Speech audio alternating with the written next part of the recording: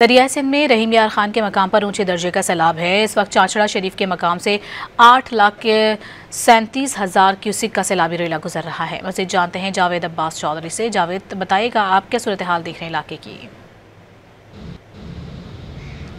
जी बिल्कुल, चाचड़ा शरीफ के मकाम से इस वक्त भी एक बड़ा सैलाबी रेला गुजर रहा है और इस वक्त इंतहाई ऊंचे दर्जे का सैलाब है। PDMA के मुताबिक इस वक्त जो सैलाबी रेला गुजर रहा है उसमें पानी का बहाव जो है वो 8,37,663 क्यूसिक है। ये बड़ा सैलाबी रेला है जो इस वक्त चाचड़ा के मकाम से गुजर रहा है।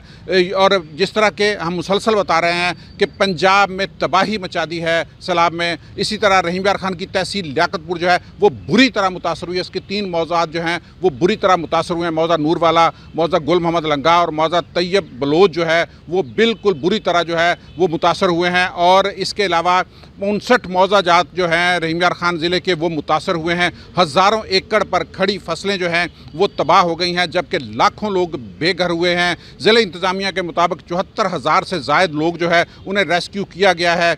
65,000 से ज़ायद लाइफ स्टॉक जो है उसे रेस्क्यू किया गया है और रेस्क्यू ऑपरेशन जो है वो अभी तक जारी है। लोगों को महफूज मकामात पर मुंतकिल करने का सिलसिला जारी है। ज़िला इंतज़ामिया के मुताबिक 6,000 से ज़ायद लोग जो है उन्हें फ्लड रिलीफ कैंप्स में रखा गया है, जबकि 5,000 लोगों के लिए जो है वो दोबारा से खैमा बस्तियाँ आबाद की गई हैं।